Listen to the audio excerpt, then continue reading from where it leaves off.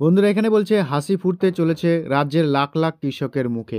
এবার শস্য বীমার আওতায় তাদের টাকা দেওয়ার ব্যবস্থার পথে শীঘ্রই তাদের অ্যাকাউন্টে প্রায় 102 কোটি টাকা ঢুকতে চলেছে নেপথ্য রাজ্য সরকারের স্কিমের বাংলা শস্য বীমা।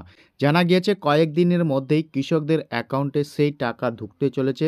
ঠিক কি জানা যাচ্ছে রইল বিস্তারিত। বন্ধুরা আপনারা বাংলা শস্য বীমার যে ফসল ক্ষতিপূরণের টাকা, সেই টাকা কিন্তু আপনারা শীঘ্রই পেতে চলেছেন। তারপরে বলছে রাজ্যের 11 লক্ষ কৃষকের জন্য অনেকটাই স্বস্তির খবর। শীঘ্রই তাদের অ্যাকাউন্টে 102 কোটি টাকা দিতে চলেছে রাজ্যের মুখ্যমন্ত্রী মমতা বন্দ্যোপাধ্যায়। বাংলা শস্য বীমা প্রকল্পের আওতায় এই টাকা দেওয়া হবে বলে জানা যাচ্ছে। গত বছরের শেষ খারিফ মরশুমের শেষে এই অর্থ ক্ষতিপূরণের দেওয়া হবে কৃষকদের। জানা যাচ্ছে কৃষকদের ব্যাংক অ্যাকাউন্টে টাকা দেওয়ার প্রক্রিয়া শেষ পর্যায়ে গিয়ে পৌঁছে গেছে, আর এর ফলে ক্ষতিপূরণ দাঁড়াচ্ছে 102 কোটি।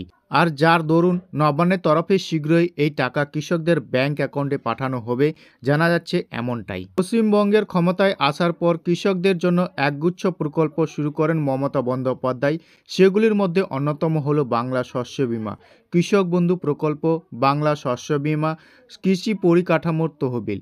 এই প্রকল্পগুলির ফলে বহু কৃষক উপকৃত হন। শস্য বীমা প্রকল্পের আসল কী? এক্ষেত্রে কোনো প্রাকৃতিক বিপর্যয়ের কারণে রাজ্যের কৃষকের ক্ষতি হলে তাদের সাহায্য করা হয়। পাশাপাশি কোনো কারণে যদি কৃষকের চাষাবাদ না করতে পারে, এক্ষেত্রে দেওয়া হয়ে থাকে ক্ষতিপূরণ।